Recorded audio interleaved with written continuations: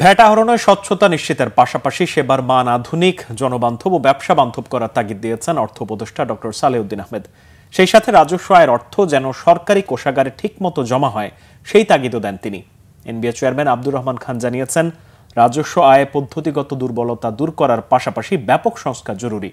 কাউকে জুলুম করে নয়, ইচ্ছাকৃত কর ফাঁকিবাজদের বিরুদ্ধে ব্যবস্থা নেওয়া হচ্ছে বলে জানান তিনি। জিয়াউল হক সবুজের রিপোর্ট।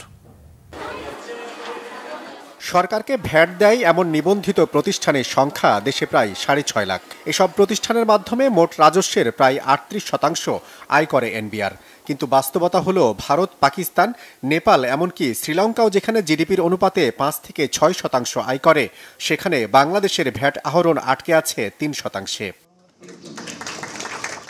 ভ্যাট সপ্তাহের উদ্বোধনী এই অনুষ্ঠানে তাই রাজস্ব আহরণে স্বয়ংক্রিয় ব্যবস্থা চালুর পাশাপাশি পদ্ধতি আরও সহজ করার আহ্বান জানান ব্যবসায়ীরা।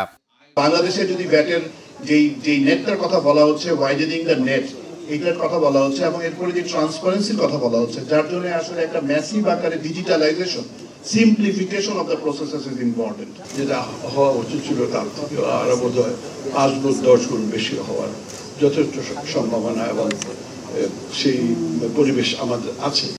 অর্থ উপদেষ্টাও বলেন, বিশ্বের অনেক দেশ যখন জিডিপির অনুপাতে 25% পর্যন্ত আয় করছে, সেখানে বাংলাদেশের রাজস্ব 7 ভাগে আটকে থাকা দুঃখজনক।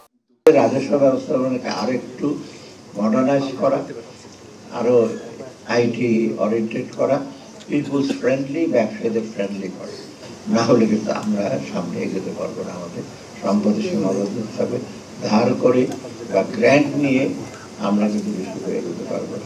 এনবিআর চেয়ারম্যান জানান, ভ্যাটের সহজ সমাধান করতে গিয়ে আইন পরিবর্তনের ফলেই জটিলতা বেড়েছে। আয় বাড়াতে কর্মকর্তাদের মৌমাছির ভূমিকা পালনের আহ্বান তার। আমাদের অনেকগুলো জায়গা থেকে আমরা ট্যাক্স পাচ্ছি না, এরপরেও এই গ্রোথটা হওয়া মানে হচ্ছে আমরা এখন রেভিনিউ কুড়িয়ে আছি এবং এই কুড়ানোর ক্ষেত্রে আমরা ইনস্ট্রাকশন দিয়েছি, কারো উপরে কোনোভাবেই কোনো জুলুম করা যাবে না, কাউকে কষ্ট দেওয়া যাবে না। বাংলাদেশ ঋণের ফাঁদে পড়ে গেছে এমন কথা তিনি আগে বলেননি বলে দাবি করেন এনবিআর চেয়ারম্যান। জিয়াউল হক সবুজ, বাংলা ভিশন, ঢাকা।